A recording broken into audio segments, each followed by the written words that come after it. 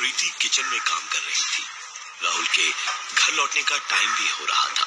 दरवाजे की उसी वक्त घंटी बजी। प्रीति ने दरवाजा खोला तो सामने राहुल सर पर हाथ फेरता हुआ खड़ा था।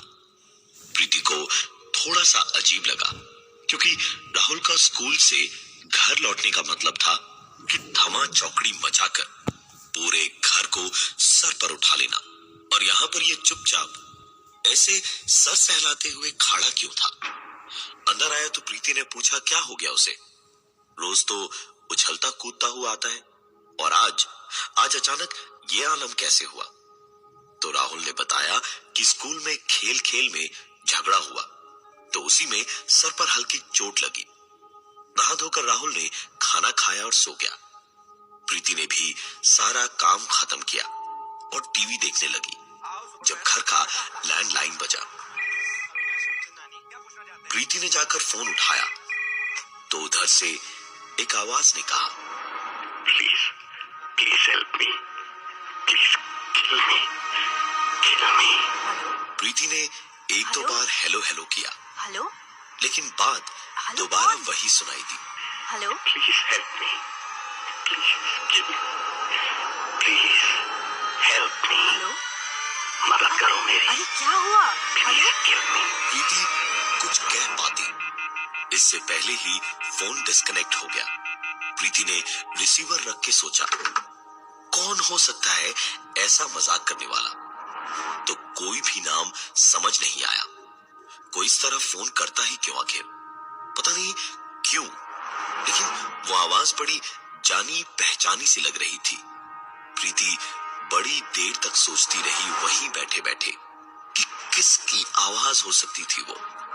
कॉलर आईडी भी 2 महीने पहले ही हटवाया था, तो नंबर भी नहीं पता चला जो देख सकती वो।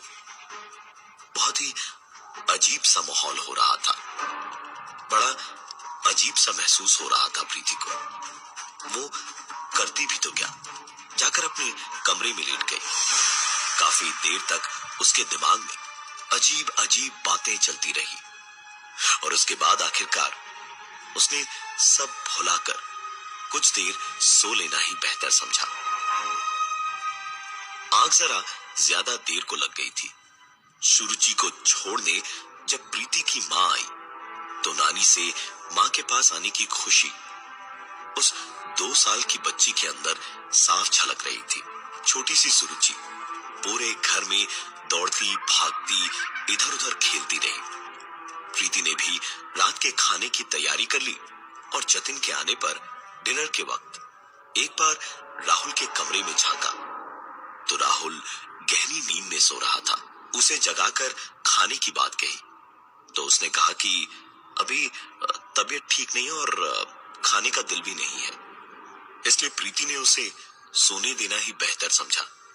डिनर के वक्त प्रीति और जतिन दोनों साथ साथ बैठे थे, तो प्रीति ने सुरुचि को खिलाकर सुला दिया और फिर जतिन को बैठ के दिन में आए उस फोन की बात बताई। जतिन ने पूरी बात सुनी तो खुद ही कहा कि जरूर कोई मजाक कर रहा होगा और कॉलर आईडी दोबारा 1-2 दिन में लगवा देगा। दोबारा फोन आएगा तो हम पुलिस में रिपोर्ट कर देंगे। प्रीति को भी जतिन की बात से हिम्मत मिली तो चैन से उसे नींद आई। रात को सवेरे उठते ही प्रीति ने घड़ी देखी तो 15 मिनट देर से उठी थी। राहुल को जगा के नहाने भेजने में भी आधा घंटा लग जाना था। प्रीति भागी भागी राहुल के कमरे में पहुंची और उसे जगाने की कोशिश करने लगी, लेकिन राहुल नहीं जागा, क्योंकि राहुल मर चुका था। सर पर चोट लगने की वजह से उसे ब्रेन हैमरेज हो गया था, और खून का दौरा रुक जाने से उसकी देर रात मौत हो गई। पूरे घर में मातम का माहौल था। 14 साल का बेटा किसी का भी अचानक दुनिया से चल बसे तो और क्या हो सकता है। किसी तरह वक्त बीता। 5 साल हो चुके थे राहुल की मौत को। धीरे धीरे कैसे जख्म भर रहे थे ये समझना सिर्फ उन्हीं के बस का था। जो कि इस दौर से गुजर रहे थे। किसी तरह खुद को संभाल कर प्रीति और जतिन अपनी जिंदगी बिता रहे थे, जब एक दिन दोपहर के वक्त पुरानी बातों को याद करते करते आंखों से बहते हुए दो चार आंसू पहुंचे ही थे प्रीति ने कि प्रीति ने जाकर फोन उठाया तो दूसरी ओर से एक जानी पहचानी आवाज आई। प्लीज हेल्प मी, मदद करो मेरी, प्लीज किल मी। प्रीति के हाथ से रिसीवर छूट गया। निगाहें तुरंत चारों ओर घर में घूमने लगी। तुरंत भागकर सुरुचि के कमरे में प्रीति उसके पास ही रही। एक पल को भी सुरुचि को अपने से दूर नहीं होने दिया प्रीति ने। सारा वक्त उसे साथ में लिए लिए ही रही। रात का खाना बनाते वक्त भी बार बार उसी पे नजर थी। आज जतिन ऑफिस से थोड़ा जल्दी लौटा था। प्रमोशन हुआ था, बहुत ही अच्छे मूड में था। पुराने गम थोड़े थोड़े सह गए थे दिल को। प्रीति ने एक बार को सोचा कि बता दे उसे, लेकिन फिर सोचा कि आज 5 साल बाद कहीं जाकर जरा सी खुशी दिख रही है चेहरे पर, लिहाजा प्रीति ने कुछ नहीं बताया जतिन को। खाना खाकर दोनों सो गए तो 5 साल पहले वाली रात बार बार प्रीति को परेशान किए जा रही थी। प्रीति बुरी तरह पसीने से तर-बतर थी। सांस भी लेने में तकलीफ हो रही थी। लेटे लेटे कभी इधर करवट बदलती तो कभी उधर, पर नींद उसकी आंखों में थी ही नहीं। बस दिल ही दिल में एक ही दुआ थी कि रात बीत जाए और सब कुछ ठीक रहे, एक खरोच तक ना आए किसी को, और अगर कुछ होना ही हो तो वो खुद मर जाए, लेकिन इन दोनों को कुछ ना हो। प्रीति ऐसी बातें सोच ही रही थी जब दरवाजे पर बड़ी अजीब सी एक खटखटाने की आवाज हुई। प्रीति ने देखा कि दरवाजे के नीचे से किसी की भी परछाई नहीं दिख रही थी। नीचे देखते देखते ही दोबारा एक बार फिर से खटखटाने की आवाज हुई। प्रीति दुबक कर जतिन को देखने लगी, लेकिन खटखटाने की लगातार आती हुई आवाज के बावजूद भी जतिन को कोई फर्क नहीं पड़ रहा था। इसका मतलब आज शायद प्रीति की ही बारी थी। प्रीति खुश थी कि जतिन और सुरुचि ठीक है, लेकिन खटखटाने की आवाज अभी भी हो रही थी। प्रीति चाह कर भी पलंग से उतरने की हिम्मत नहीं कर पा रही थी, लेकिन आखिरकार रोक न पाई खुद को और जोर से चीखी, कौन हो तुम? निकल जाओ मेरे घर से, ये मेरा घर है, जस्ट गेट आउट। प्रीति का बस इतना कहना था कि खटखटाने की आवाज पूरी तरह से बंद हो गई। प्रीति को न जाने कब नींद आई और वो सोने चली गई। नींद भी उसे काफी अच्छी आई, क्योंकि बला तो टल ही गई थी। सवेरे प्रीति उठी तो काफी खुश थी। जतिन बगल में आराम से सो रहा था और वो खुद भी ठीक थी। चाय बनाने को किचन में जाने को दरवाजा खोला तो प्रीति की चीख निकल गई, क्योंकि सामने सुरुचि की लाश पड़ी थी। शायद वही थी जो रात भर दरवाजे पर मदद के लिए खटखटा रही थी। इस उम्र में इतने बड़े बड़े पहाड़ टूट पड़े थे प्रीति और जतिन पर कि 35 के भी नहीं हुए थे और 45 जैसी शक्ल हो गई थी। दोनों बच्चे एक के बाद एक अचानक ऐसे चल बसेंगे, ये सोचना ही नामुमकिन था किसी के लिए भी। प्रीति ने सबसे पहले घर का लैंडफोन कनेक्शन हटवाया। जतिन ज्यादातर वक्त ऑफिस में ही बिताता और प्रीति घर में ही खुद को कैद करके रखती। जतिन कभी कभार ऐसी हालत में प्रीति को देखता तो खुद को रोक नहीं पाता और कहता कहीं बाहर चलने को, ढूंढने को, लेकिन दोनों बच्चों को खोकर प्रीति ने अपनी जिंदगी को ही एक नासूर बना लिया था। एक दिन जब प्रीति थोड़ा बेहतर थी, जतिन के लिए उसका पसंदीदा खाना बना रही थी, तो उसकी एक पुरानी सहेली उससे मिलने आई। दोनों बैठे बैठे बातें कर रहे थे जब उसकी सहेली का फोन बजा। फोन उठाकर उसने 1 सेकंड में बात सुनते ही कहा, ये ले प्रीति, तेरे लिए है।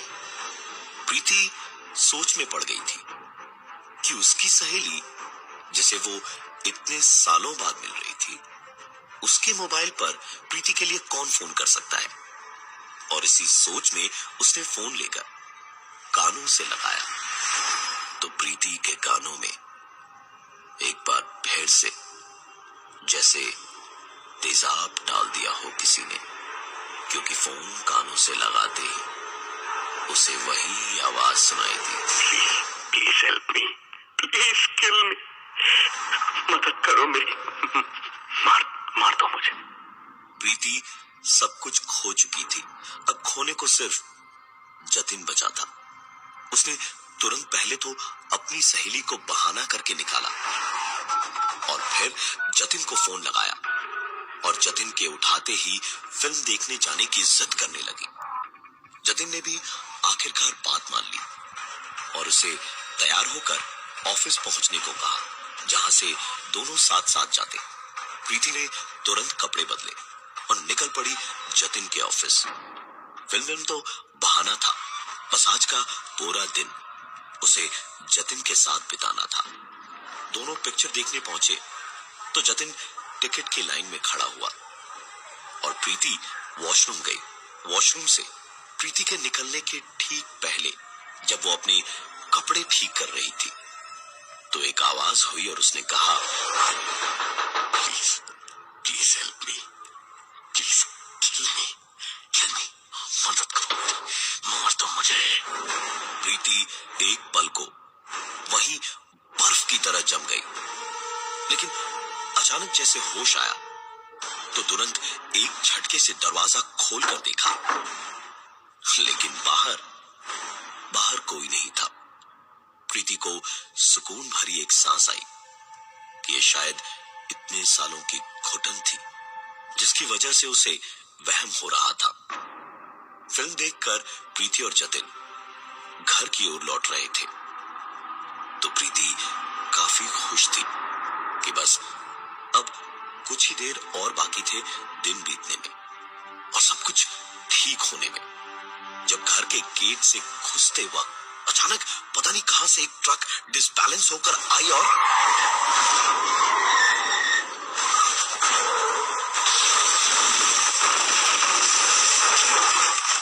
गाड़ी अच्छी थी, इसलिए तुरंत ही एयरबैग्स खुल गए और प्रीति की जान बच गई।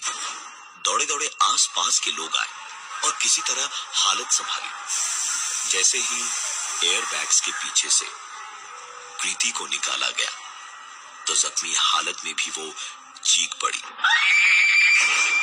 क्योंकि प्रीति के एयरबैग ने उसकी तो जान बचा ली थी, लेकिन जतिन का एयरबैग खुला ही नहीं और जतिन की भी मौत हो चुकी थी। प्रीति अकेली रह गई है इस दुनिया में। प्रीति के लिए मुश्किल ही नहीं, नामुमकिन था ऐसा कुछ सह पाना। एक मिडिल क्लास परिवार की सीधी साधी लड़की प्रीति, जिसके बच्चे पति सब के सब ऐसे अजीबोगरीब वाकये के बाद चल बसे हो, तो उस पर क्या बीतेगी ये सोच समझ पाना किसी के लिए भी बहुत ज्यादा मुश्किल नहीं होगा।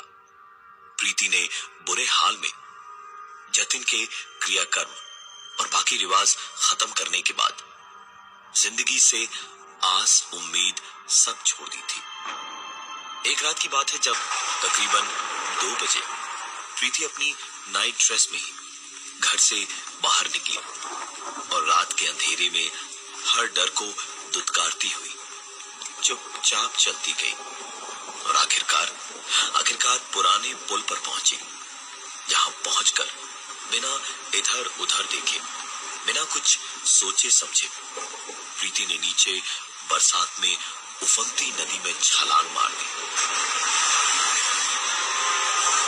लेकिन ऐसे वक्त में भी एक दो नाव वाले थे जो जिंदगी की गुजर बसर को मछलियां पकड़ने पानी में उतरे थे। उन्होंने प्रीति को बचा लिया। कोई केस नहीं हुआ और किसी को पता भी नहीं चला। लेकिन प्रीति कहां रुकने वाली थी? उसने तो मरने की ठान रखी थी। कुछ दिन के बाद जब किसी का भी ध्यान उसकी ओर नहीं था, तो प्रीति दौड़ती हुई जाकर 3 किलोमीटर दूर हाईवे के बीचों बीच तेजी से चलती भारी भरकम गाड़ियों के साथ आंख मिचौली खेलने लगी। किस्मत थी प्रीति की जो उसे ऐसी पक्की मौत से भी बचा लाई। 2 महीने तक प्रीति शांत रही, लेकिन फिर उसने श्योर शॉर्ट तरीका निकाला, खुद को मार के अकेलेपन से निकलकर अपने राहुल, सुरुचि और जतिन के पास जाने का। पूरे के पूरे घर में हर एक लाइट या पंखे का स्विच बंद कर दिया उसने। गैस का नॉब ऑन किया और एक ब्लेड हाथ में लेकर बैठ गई कि पहले अपनी कलाई काटेगी और फिर लाइट का स्विच ऑन कर देगी तो पूरे का पूरा घर ही तहस नहस हो जाएगा। और अंधेरे में बैठे बैठे प्रीति जैसे ही अपनी कलाई काटने जा रही थी, तभी पता नहीं कहां से 2-3 चूहे उसके ऊपर आकर गिरे और ब्लेड हाथ से गिर गया। लेकिन गैस तो ऑन ही था। प्रीति ने भागकर एक के बाद एक 5-6 स्विचेस ऑन की, लेकिन कुछ नहीं हुआ क्योंकि लाइट तो थी ही नहीं। प्रीति भागी और माचिस उठाकर तीलियां घिसती गई, लेकिन माचिस जली नहीं। और सबसे बड़ी बात ये थी, जैसे ही एक माचिस की तीली जली भी आग नहीं लगी, धमाका नहीं हुआ। दौड़कर प्रीति किचन में गैस के पास पहुंची तो अपने किस्मत का ठीकरा किस पर फोड़े ये समझ नहीं आ रहा था, क्योंकि गैस पूरी तरह से खत्म हो चुकी थी। इसके बाद कभी भी प्रीति ने खुदकुशी करने की कोशिश नहीं की। आज कई साल बीत गए हैं इन सारी बातों को, और प्रीति को सब मोहल्ले में लैंडलाइन भुआ कह के बुलाते हैं, क्योंकि प्रीति के मकान में हर कमरे में एक लैंडलाइन फोन लगा हुआ है और उस पर कभी भोले भटके कोई फोन आता है तो प्रीति फोन उठाकर लोगों से कहती है, प्लीज मुझे मार दो, प्लीज किल मी, प्लीज मुझे मार दो। लेकिन हर बार दूसरी ओर से बस